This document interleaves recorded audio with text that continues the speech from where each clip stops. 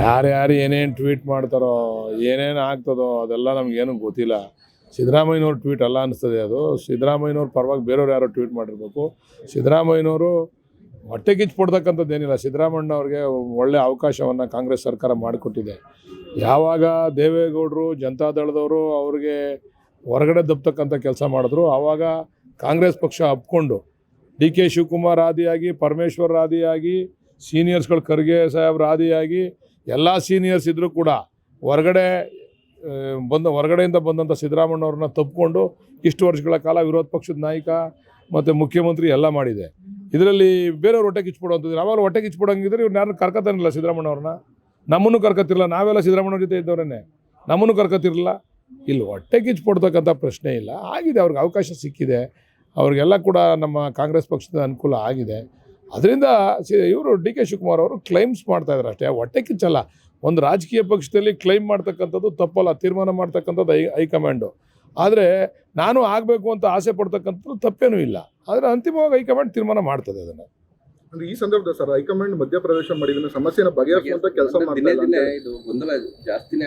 ಅದನ್ನ ಬಣಗಳು ಜಾಸ್ತಿ ಆಗ್ತಿದೆ ಅಂತ ಹೇಳ್ತಾರೆ. ಬಣ ಯಾವುದೂ ಇಲ್ಲ ರೀ, ಇದೆಲ್ಲ ಕಾಂಗ್ರೆಸ್ ಬಣ, ಇದು ಹೈಕಮಾಂಡ್ ಬಣ. ಇದು ಬಣ ಯಾವುದೂ ಇಲ್ಲ. ಅವ್ರವ್ರ ಅಭಿಪ್ರಾಯ ಅವ್ರು ವ್ಯಕ್ತಪಡಿಸ್ತಾವ್ರೆ. ಬಟ್ ಇದಕ್ಕೊಂದು ತಾರ್ಕಿಕ ಅಂತ್ಯ ಕಾಣಿಸ್ಬೇಕು ಅಂತ ನಾವು ಒತ್ತಡ ಹಾಕಿದ್ದೀವಿ ಹೈಕಮಾಂಡ್ ಮೇಲೆ. ಇದಕ್ಕೊಂದು ತಾರ್ಕಿಕ ಅಂತ್ಯ ಇಲ್ಲ ಅಂದರೆ ಮುಂದಿನ ದಿವಸದಲ್ಲಿ ಇದರ ಬೆಲೆಯನ್ನು ತೆರಬೇಕಾಗ್ತದೆ. ಈ ವಿಚಾರವಾಗಿ ಬೆಲೆಯನ್ನು ನಮ್ಮ ಪಕ್ಷ ತೆರಬೇಕಾಗ್ತದೆ. ಇವತ್ತು ಸಾಕಷ್ಟು ಕೆಲಸ ಕಾರ್ಯ ಮಾಡ್ತಾಯಿದ್ದೀವಿ, ಮತ್ತು ಸಾಕಷ್ಟು ಗ್ಯಾರಂಟಿಗಳನ್ನ ಕೊಟ್ಟಿದ್ದೀವಿ. ಬಡವ್ರಿಗೆ ಆಸರಿಯಾಗಿ ನಮ್ಮ ಪಕ್ಷ ನಿಂತಿದೆ. ಆದರೆ ಈ ವಿಚಾರದಲ್ಲಿ ನಮ್ಗೆ ಯಾಕೋ ಸ್ವಲ್ಪ ಇರುಸು ಮುರುಸು ಆಗ್ತದೆ ಎಲ್ಲ ಕಡೆ. ಅದನ್ನು ತಪ್ಪಿಸ್ಬೇಕು ಅಂತೇಳಿ ಹೈಕಮಾಂಡ್ ಮೇಲೆ ನಾವು ಕೂಡ ಒತ್ತಡ ಹಾಕಿದ್ವಿ. ನಿನ್ನೆ ದೆಹಲಿಗೆ ಹೋಗಿದ್ದಾರೆ ಸರ್ ರಾಜಣ್ಣ ಮತ್ತು ಜಾರಕಿಹೊಳಿ.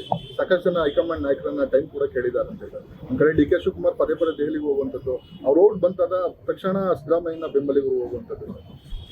ಯಾರು ಸಿದ್ದರಾಮಯ್ಯನವ್ರ ಬೆಂಬಲಿಗರು? ಯಾರು? ಕೆ ಎನ್ ರಾಜಣ್ಣ ಆಗಿರ್ಬೋದು, ಜಾರಕಿಹೊಳಿ ಅವರಾಗಿರ್ಬೋದು. ರಾಜಣ್ಣ ಅವರದ್ದು ಸಿದ್ದರಾಮಯ್ಯನವ್ರ ಬೆಂಬಲಿಗರು ಇರ್ಬೋದು. ಬಟ್ ಜಾರಕಿಹೊಳಿ ಅವರು ಆ ಥರ ಏನಿಲ್ಲ. ಜಾರಕಿಹೊಳಿ ಎಲ್ರಿಗೂ ಕೂಡ ಅವರ ಅಭಿಪ್ರಾಯಗಳನ್ನ ಮತ್ತು ಅವರ ಸಪೋರ್ಟನ್ನ ಸೂಚನೆಯನ್ನು ಮಾಡಿದ್ದಾರೆ. ಬಟ್ ಅವ್ರು ಎಂತ ಹೋಗೋರು ಅಂತ ಗೊತ್ತಿಲ್ಲ ನಮಗೆ. ಈಗ PWD ಮಿನಿಸ್ಟ್ರು ರಸ್ತೆ ವಿಚಾರವಾಗಿ ಏನಾದ್ರು ಗಡ್ಕರಿ ಅವ್ರನ್ನೇನಾರು ಭೇಟಿ ಮಾಡೋಕ್ಕೆ ಹೋಗಿರಬೇಕು ರಾಜಣ್ಣ ಅವರು, ಇವರು ಯಾರೋ ಜಾರಕಿಹೊಳಿ ಅವರು. ಡಿ ಕೆ ಶಿವಕುಮಾರ್ ಅವರು ಕಾಂಗ್ರೆಸ್ ಪಕ್ಷದ ಅಧ್ಯಕ್ಷರು, ರಾಜ್ಯ ಅಧ್ಯಕ್ಷರು. ಆಮೇಲೆ ಅಸ್ಸಾಂನ ಉಸ್ತುವಾರಿಯನ್ನು ಕೂಡ ಕೊಟ್ಟಿದ್ದಾರೆ. ಅದಕ್ಕೆ ಅಸ್ಸಾಂ ಚುನಾವಣೆ ತಯಾರಿ ಮಾಡಲಿಕ್ಕೂ ಕೂಡ ಹೋಗ್ಬೋದು. ಡಿ ಕೆ ಶಿವಕುಮಾರ್ ಅವರು ಹೋಗವ್ರೆ ಅಂತ, ಇವ್ರು ಹೋಗವ್ರೆ ಅಂತೇಳಿ ನಿಮ್ಮ ಮಾಧ್ಯಮದವರ ಕಲ್ಪನೆ ಅದು ಅಷ್ಟೇ. ಡಿ ಕೆ ಶಿವಕುಮಾರ್ ಅವರು ಹೋಗಿರೋದಕ್ಕೆ ಜಾರಕಿಹೊಳಿ ರಾಜಣ್ಣ ಅವ್ರು ಹೋಗವ್ರೆ ಅಂತ. ರಾಜಣ್ಣ ಅವ್ರಿಗೆ ಬೇರೆ ಏನೇನೋ ಕೆಲಸ ಇರಬೇಕು. ಅವ್ರ ಹಿಂದೆ ಅವ್ರ ಮಗ ಒಬ್ಬರು ಸುಮಾರು ಜನ BJP ಅವ್ರನ್ನ ಭೇಟಿ ಮಾಡೋಕ್ಕೆ ಹೋಗಿದ್ರು. ಅಮಿತ್ ಶಾ ಭೇಟಿ ಮಾಡಿದರು, ಎಲ್ಲರೂ ಭೇಟಿ ಮಾಡಿದ್ರು. ರಾಜಣ್ಣ ಅವರ ಮಗ ಹೋಗಿ ಭೇಟಿ ಮಾಡ್ತಾರೆ. ಅವರು ಒಂದು ರಾಜಣ್ಣ ಅವರು ಕಾಂಗ್ರೆಸ್ ಅವ್ರನ್ನ ಭೇಟಿ ಮಾಡ್ತಾರೆ, ಅವ್ರ ಮಗ ಹೋಗಿ BJP ಅವ್ರನ್ನ ಭೇಟಿ ಮಾಡ್ತಾರೆ. ಹಿಂಗೆ ಭೇಟಿಗಳು ನಡೀತಾ ಇರ್ತವೆ ಡೈಲಿನಲ್ಲಿ. ಬಾಗಲಕೋಟೆ ಇನ್ಸಿಡೆಂಟ್ ಸರ್, ಶಿವಾಜಿ ಮೆರವಣಿಗೆ ವೇಳೆ ಕಲ್ತೂರಾಟ ಲೋಕಲ್ ಇಶ್ಯೂಗಳವು. ಯಾವನ್ ತಪ್ಪು ಮಾಡವನೆ ಅವ್ನು ಬುದ್ಧಿ ಕಲಿಸ್ತಾರೆ. ಉಪ್ಪು ತಿಂದವ್ನು ನೀರು ಕುಡಿಬೇಕು. ಯಾವನಾರಾಗಲಿ, ಯಾವುದೇ ವಿಚಾರವಾಗಲಿ, ಯಾವುದೇ ಒಂದು ಕೋಮಿನ ವಿಚಾರವಾಗಿ ಇನ್ನೊಂದು ಕೋಮಿನವರು ಗಲಾಟೆ ಮಾಡ್ತಕ್ಕಂಥದ್ದು ಈ ರಾಜ್ಯದಲ್ಲಿ ಅವಕಾಶ ಇಲ್ಲ. ಅದು ಮಾಡಲೂಕೂಡ್ದು. ಆ ಕೋಮಿಗೆ ಅವ್ರದ್ದೇ ಆದಂಥ ಗೌರವ ಐತೆ.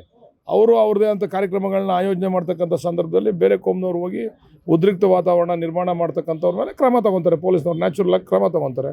ಅದರಲ್ಲೇನು ಸ್ಪೇರ್ ಮಾಡೋಂಗಿಲ್ಲ.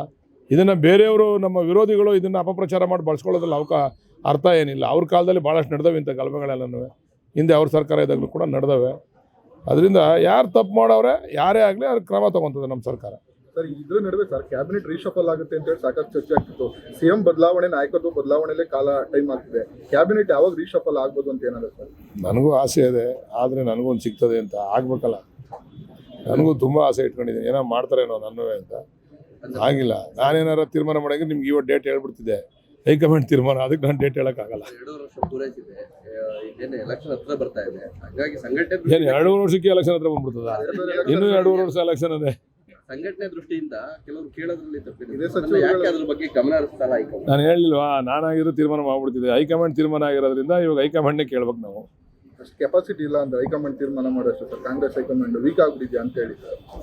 ಅಲ್ಲ ಕಣ್ರಿ, BJP ಅವರು ಇನ್ನೂ ರಾಜ್ಯಾಧ್ಯಕ್ಷರನ್ನೇ ಘೋಷಣೆ ಮಾಡಿಲ್ಲ. ಹಂಗಾರೆ BJP ಅವರು ಹೈಕಮಾಂಡ್ ವೀಕ್ ಆಗ್ಬಿಡೋದ?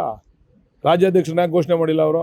ಯಾರೀಗ BJP ರಾಜ್ಯಾಧ್ಯಕ್ಷರು ಯಾರು ಹೇಳಿದ್ರು? ವಿಜೇಂದ್ರ ಅಂತ. ವಿಜೇಂದ್ರ ಅವ್ರಿಗೇನು ಅಧಿಕೃತವಾದಂಥ ಪತ್ರ ಕೊಟ್ಟಿಲ್ಲ. ಹಂಗಾರೆ BJP ಹೈಕಮಾಂಡ್ ವೀಕ್ ಆಗ್ಬಿಟ್ಟಿದೆಯಾ? ಹಂಗಾರೆ ಸುಮ್ಮನೆ ಅವ್ರಿವರು ಟ್ವೀಟ್ ಮಾಡೋದು, ಅವ್ರಿವ್ರ ಮೇಲೆ ಬುಲ್ಡೆ ಬಿಡೋದನ್ನೆಲ್ಲ ಬಿಡಬೇಕು. ಸಮಯ ಸಂದರ್ಭ ಸಮಯೋಚಿತವಾದಂಥ ತೀರ್ಮಾನಗಳು ತಗೋಬೇಕು. ಅದರಿಂದ ಸ್ವಲ್ಪ ಏರುಪೇರು ಆಗ್ತದೆ. ಅಷ್ಟು ಸುಲಭ ಅಲ್ಲ ಒಂದು ಪಕ್ಷ ನಡೆಸ್ತಕ್ಕಂಥದ್ದು. ಇಡೀ ದೇಶದಲ್ಲಿ ಒಂದು ಪಕ್ಷ, ರಾಜ್ಯದಲ್ಲಿ ಒಂದು ಪಕ್ಷ ನಡೆಸ್ತಕ್ಕಂಥದ್ದು ಸುಲಭದ ಕೆಲಸ ಅಲ್ಲ. ನಮ್ಗೆ ಹೇಳ್ತಾರಲ್ಲ, ನೀವು ಯಾಕೆ ಬಿಜೆಪಿಯವ್ರನ್ನ ಕೇಳಲ್ಲ, ಇನ್ನೂ ನೀವು ರಾಜ್ಯಾಧ್ಯಕ್ಷರು ತೀರ್ಮಾನ ಮಾಡಿಲ್ಲ ಅಂತ ಕೇಳಲ್ಲ, ನೀವು ಕೇಳಿ ಇದನ್ನು ನೋಡೋಣ. ಅವ್ರ ಮೇಲೆ ಬ್ಲೇಮ್ ಮಾಡ್ತಾ ಇದ್ದಾರೆ. ಅವ್ರ ಮೇಲೆಲ್ಲ ಎಲ್ಲ ಪಕ್ಷದಲ್ಲೂ ಕೂಡ ಈ ಥರ ಇದೆ ಸನ್ನಿವೇಶಗಳು. ಸಮಯ ಬಂದಾಗ ಸೂಕ್ತ ತೀರ್ಮಾನಗಳು ಆಗ್ತವೆ.